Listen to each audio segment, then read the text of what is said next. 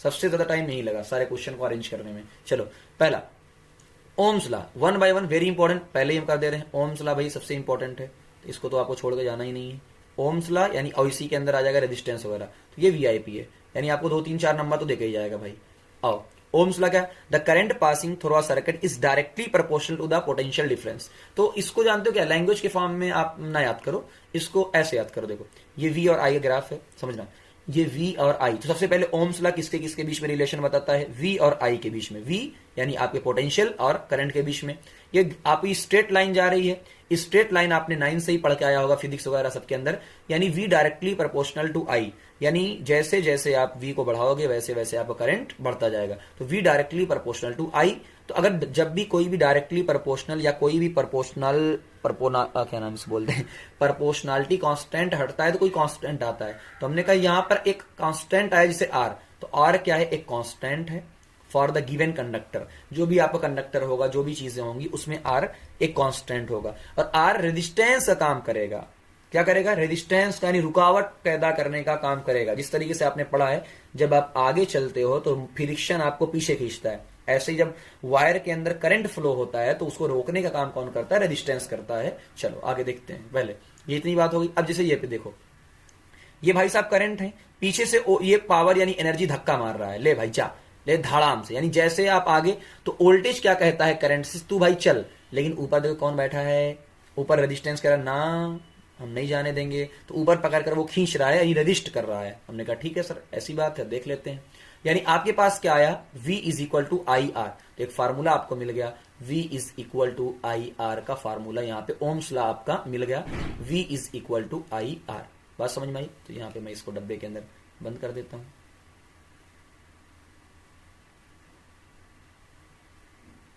ठीक है, चलो, तो V is equal to I R आपका मिल गया है, कोई जरूरत नहीं, चलो चलो V is equal to I R आपका मिल चुका है। चलो आगे आते हैं, V is equal to I R. अब यहाँ पे एक और चीज देखो, है ना, रेजिस्टेंस के बारे में पहले देख लेते हैं। रेजिस्टेंस हमने कहा एक कांस्टेंट, अभी उसके बारे में और चर्चा करनी है, तो अभी के लिए इसकी यूनिट क्या होती है, ओम। तो यहां से अगर ध्यान से देखोगे V is equal to I R, तो R की वैल्यू क्या आएगी, V बाई आई। तो हमने कहा सर R की value V by I I, तो एक ओम का मतलब क्या है, हमने कहा था एक पुट करो, यानी ओल्ट को भी पुट करो, एक ओल्ट, करंट को भी पुट करो, 1 एम्पियर। तो यानी जब आप एक वोल्टेज अप्लाई करते हो तो 1 एम्पियर की करंट फ्लो होती है, उसे ही क्या बोलते हैं, 1 ओम बोलते हैं। दूसरा यहाँ पे कुछ इंपॉर्टेंट पॉइंट देखो, Ohm's law is valid only when the temperature is constant. यहां भी एक बात कर लो कि ओम्स लॉ, ये क्वेश्चन अगर आ जाए मजा आ जाए, कि ओम्स लॉ कब अप्लीकेबल होता है, जब आपका टेम्परेचर क्या हो, कांस्टेंट हो। अगर टेम्परेचर चेंज होगा तो रेजिस्टेंस भी चेंज हो जाएगा, तो ओम्स लॉ भी चेंज हो जाएगा, यानी इस तरीके से ना। चलो आगे स्लोप की बात कर लेते हैं, यहाँ पे क्वेश्चन आया हुआ है इसकी स्लोप।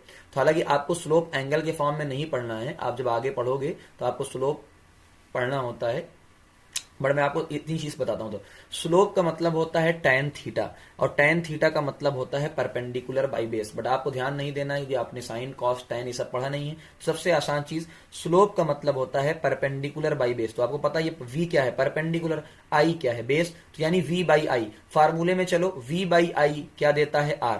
तो यानी आपका जो स्लोप होगा वो क्या देगा, R। स्लोप का मतलब बेटा क्या होता है, यहां से कितना एंगल बनाया है। तो मैं आपको इतनी चीज बता, स्लोप का मतलब क्या होता है, उसने कितना एंगल यहां से बनाया है ना।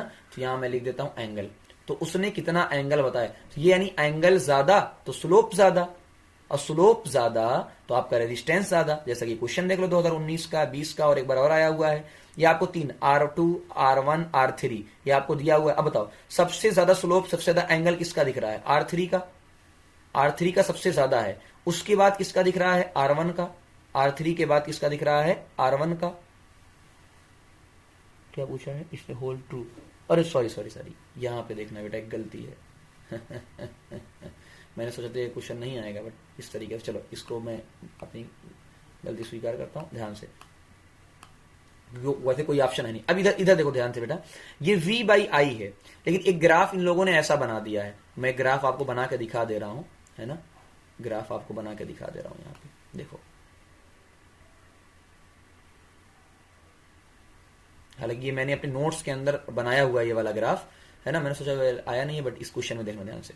आपसे ये कहा जा रहा है, यहां पे उन लोगों ने रखा है अब I, ताकि दोनों पैटर्न हो जाएगा। यहां पे क्या रखा है आई, यहां पे क्या रखा है वी। आओ फिर से स्लोप, इस बार देखना ध्यान से, स्लोप इज इक्वल टू, हमने कहा सर स्लोप वही कहां लगा, slope is equal to perpendicular by base. Sir ठीक है, इस बार परपेंडिकुलर पे क्या दिया हुआ है आई, इस बार आपको क्या दिया हुआ है यहां पे v। तो हमने कहा सर इस बार तो मामला उल्टा हो गया है, 1/v यानी ये क्या हो जाएगा 1/r, यानी इस बार जिसका स्लोप यानी जिसका एंगल ज्यादा उसका रेजिस्टेंस क्या आएगा, कम आएगा। तो हमने कहा सर इस बार मामला उल्टा आएगा, इस बार मामला उल्टा आएगा, क्यों, एंगल ज्यादा तो सिंपल, स्लोप का मतलब एंगल, तो एंगल अगर आपका ज्यादा होगा तो आपका रेजिस्टेंस क्या होगा, इस बार कम आएगा, है ना। तो ये या इसका ठीक है, तो आपको ये देखना है कि ग्राफ कहां कहां के बीच में है, v और i के बीच में है या i और v के बीच में, दोनों आ सकता है ग्राफ। इन लोगों ने i और v के बारे में उल्टा दे दिया है, तो हमने कहा एंगल हमको उल्टा लेके चलना है, यानी R2 का एंगल कम। सबसे पहले हम बात कर लेते हैं एंगल, है ना, एंगल देख के, तो एंगल कर लेते हैं। तो हमने कहा सर R3 का जो एंगल है वो सबसे ज्यादा है, उसके बाद R1 का एंगल है और उसके बाद R2 का एंगल है। और हमने कहा सर रेजिस्टेंस तो उल्टा मामला है, एंगल ज्यादा तो रेजिस्टेंस कम, तो हमने बात कर लिया रेजिस्टेंस की। हमने कहा सर रेजिस्टेंस तो उल्टा मामला हो जाएगा, यानी R2 का सबसे ज्यादा आएगा। तो देखो कहां है R2 सबसे ज्यादा, ये, उसके बाद R1, उसके बाद R3, यानी आपका R3, R1 और R2 उल्टा मामला कर। तो सबसे आसान तरीका अब आपको बता रहा हूं, क्वेश्चन इंपॉर्टेंट कर दे रहा हूं, वरना गलती हो जाती है ना, गलती हो जाती है। तो आपको यह ध्यान देना है किसके किसके बीच में है। हालांकि इसमें ऑप्शन नहीं, अगर आप ऐसे करते तो आपका ऑप्शन है ही नहीं, है ना। R3 कहीं ज्यादा दिया ही नहीं, सबसे ज्यादा दिया है, लेकिन R2 R1 के ऐसे उल्टा मामला कर दिया उस लोगों ने, इस तरीके से।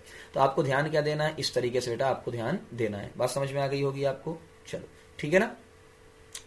और देखो, तो ये आपको समझ में आया कि नहीं आया, तो एक बार आप जरूर इसमें कमेंट करना कि आपको समझ में आ रहा है कि नहीं आया है, ठीक। स्लो, तो आपको ध्यान क्या देना है, परपेंडिकुलर बाई बेस, यानी एंगल ज्यादा तो आपका रेजिस्टेंस भी ज्यादा। और अगर इस वाला ग्राफ, ये वाला आपको पार्ट 2 वाला ग्राफ है, जो कि जैसा कि यहां उल्टा मामला है, तो इसमें उल्टा कर देना बस। चलो आगे, अब ये क्या है देखो, अगला स्टेट द ओम्स लॉ, ये तो हो गया, ओम्स लॉ वही था। ओम्स लॉ ये क्वेश्चन देखो 1 नंबर में भी आया, 3 नंबर में डिफाइन 1 ओम हम लोग कर चुके हैं। उसके बाद आपसे कह रहा है कि बताओ सॉल्व करने को, पोटेंशियल आपको दिया है 2 वोल्ट, करंट आपको दिया है 0.5, तो V is equal to I R, यहां से R निकाल लिया। अगला क्वेश्चन, तो अब सारे क्वेश्चन देख लो, यहाँ पे एक ग्राफ आपको दिया हुआ है नाइक्रोम वायर का, और ग्राफ आपसे पूछा जा रहा है कैसा है। तो हमने कहा देखो ग्राफ कैसा है, स्ट्रेट लाइन है, स्ट्रेट लाइन का मतलब कांस्टेंट। इस ग्राफ से आपको क्या पता चले, ये ग्राफ कैसा है, स्ट्रेट लाइन है, इसका मतलब क्या है, रेजिस्टेंस आपका कांस्टेंट रहेगा, चेंज नहीं होगा। तो रेजिस्टेंस ग्राफ स्ट्रेट लाइन क्या आती है बेटा, कांस्टेंट आती है ना, उसका एंगल क्या आता है, कांस्टेंट है, तो ओम्स लॉ वैलिड होगा। V is equal to I R, तो स्लोप क्या है V by I, R is equal to constant. तो एक चीज आपने पढ़ी होगी, पता नहीं कि नहीं मुझे, लेकिन जो आपका स्ट्रेट लाइन होता है, स्ट्रेट लाइन का जो एंगल है या जो स्लोप है वो हमेशा कांस्टेंट रहता है, कहीं का भी ले लो। तो स्ट्रेट लाइन जो होती है ना, स्ट्रेट लाइन, तो ये क्या रहती है, कांस्टेंट। इसका जो ये सीधी ना, तो एंगल चाहे यहां से लो, चाहे यहां से लो, चाहे वहां से लो, एंगल हमेशा सेम रहेगा। तो एंगल इसका क्या रहेगा, और एंगल ही क्या बता रहा है, रेजिस्टेंस। तो इसका जो ये एंगल है, तो स्लोप डायरेक्टली, तो स्लोप इज इक्वल टू ये, और ये क्या रहता है, कांस्टेंट, क्योंकि स्ट्रेट लाइन है ना, स्ट्रेट लाइन है, तो ये क्या रहता है, कांस्टेंट रहता है। तो मैंने क्वेश्चन को देख के यही बता दिया आपके सामने, ठीक है। और आपसे कह रहा है कि आप सर्किट बनाओ, तो आपने देखो बैटरी बना दी, रेजिस्टेंस लगा दिया और आपने स्विच लगा दिया, ठीक है। इस क्वेश्चन को भी देख लो, ये आपके क्वेश्चन नंबर 9, 2 या 3 नंबर का क्वेश्चन है। तो आपको वैल्यू दी हुई है, देखो 1 पे ये 1 है, ये देखो ध्यान से कि नीचे 1 उधर 2, और जब नीचे 2 तो इधर 4, जब इधर 3 तो इधर 6, इधर 4 तो इधर, यानी एक कांस्टेंट टर्म में बढ़ रहा है। देखो 0 पे 0, 1 का 2, 2 का 4, 3 का 6, यानी डबल हो रहा है। क्या हो रहा है, डबल। इसका स्लोप निकाल लो, और स्लोप किसी से भी निकालो बेटा, मैंने कहा ना स्लोप किसी भी पॉइंट का निकाल लो, एंगल कहीं का भी निकालो। मैं करके दिखा दे रहा हूं आपको, बारी बारी करके दिखा रहा हूं। अभी स्लोप क्या देता है, रेजिस्टेंस देता है, यानी परपेंडिकुलर बाई बेस, तो 1 बाई 1, पहले 2 बाई 1, 2 बाई 1 तब भी वही आंसर आएगा, 2 बाई 1 तब भी वही आंसर आएगा। 4, ये देखो सेकंड पॉइंट पे चलो, सेकंड पॉइंट पे क्या है 4, तो 4 बाई 2 तब भी आंसर वही आएगा। 6 बाई 6 है तो 3 है, जब इधर 6 इधर 3, तब भी वही आंसर आएगा।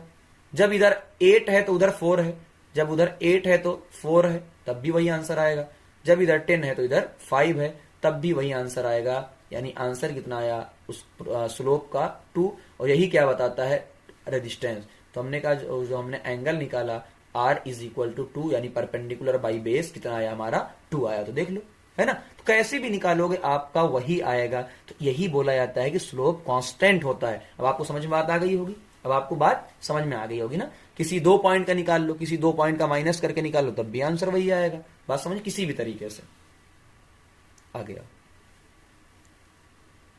फिर वही क्वेश्चन देखो ध्यान से, इस तरफ एक ग्राफ आपको दिया है, तो what do you infer from this graph. हमने तो क्या है, इस ग्राफ से हमको ये पता चलता है जैसे जैसे आप वोल्टेज को बढ़ाएंगे करंट बढ़ेगी और रेजिस्टेंस आपको कांस्टेंट आएगा। और लॉ कौन सा है, ओम्स लॉ। बस खत्म। अगला क्वेश्चन 124 देखो, आपको क्या दिया हुआ है, V 1.5 वोल्ट दिया। जो चीजें दिया हो वो आप लिख लिया करो। और R इज इक्वल टू 30, तो V is equal to IR, और I आपका यहां से निकल गया। बात समझ में आ गई। चल फिर अगला क्वेश्चन 5 नंबर में, state the Ohm's law. Ohm's law आप बताओ, सर्किट डायग्राम बताओ, और इसका ग्राफ बताओ। जो जितनी भी चीजें आपको यहाँ पे हैं सब आपने यहाँ बता दिया, ठीक है ना। ओम्स लॉ देखो, इसलिए मैंने क्वेश्चन लिखा है, ये ऑलरेडी कर चुके हैं तो कोई करने की जरूरत दोबारा है नहीं।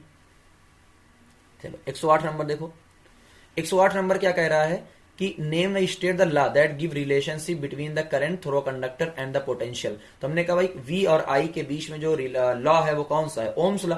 वैसे भी अगर आप भूल जाओ तो याद रखना आपके सिलेबस के अंदर एक ही लॉ है ही, ओम्स लॉ।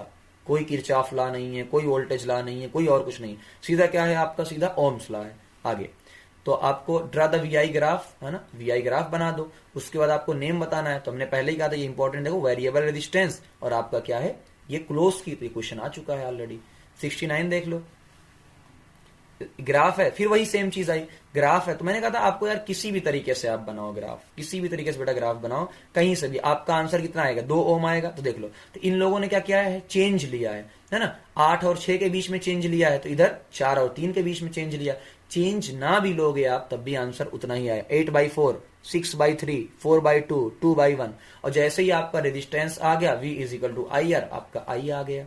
चलो 103 नंबर देख लो, 103 नंबर आपसे कह रहा है कि आप यार ये हाई रेजिस्टेंस वोल्टमीटर कनेक्ट करते हैं और रीडिंग 2 वोल्ट है, electric cell is turning 0.4 ampere. तो आपको पूरा सर्किट वगैरह सारी चीजें, तो आपसे कह रहा है कि V पहला सर्किट बना दो। सर्किट आपने बनाया, तो ये देखो ओल्ड को सबसे पहले आपने कहां लगाया, पैरेलल में। तो ये आपका बल्ब है ना, ये क्या है, ये आपका बल्ब है। तो यानी जो भी आपकी हीटिंग डिवाइस है, जो भी बल्ब है, जो भी रेजिस्टेंस है, उसके आपने पैरेलल में इसको कनेक्ट किया। तो एक कुछ देखो आपने क्या लगाया, पैरेलल। तो यहाँ सारी कहानी जो हमने पहले पढ़ी थी सब आ गई, है ना। हमने यहाँ इसको क्या लगाया, पैरेलल में। पैरेलल तो ही पैरेलल, उतना तो पता है। अभी सीरीज पैरेलल, कुछ लोग कहेंगे सर सीरीज पैरेलल पढ़ाया ही नहीं, कैसे लगा लें। ओ भाई पैरेलल तो उतना पता है कि ये 2 लाइन पैरेलल होती है, इतना तो मैथ में ही पढ़ा है बचपन से। चलो आते हैं, अब आते हैं कि सर ये क्या है, ये तो हमने कहा सर ये तो एमीटर है। ये क्या है, एमीटर। ये वोल्ट मीटर हो गया, और ये क्या हो गया आपका, एमीटर। तो एमीटर कहां लगाया है, करंट नापता है। तो हमने कहा सर एमीटर को हमने सीरीज के अंदर लगा दिया है, ठीक है, सीरीज के अंदर लगा दिया है। तो करंट फ्लो हो रही है, प्लस से करंट फ्लो हो रही है, आ रही, ठीक। अब आपका V is equal to 2 volt है, I इज इक्वल टू 0.4। तो according to Ohm's law V is equal to IR, यहां से R निकल के आ गया। ओम्स लॉ आपके सामने आ गया, ठीक है ना। Law making VI show nature of graph.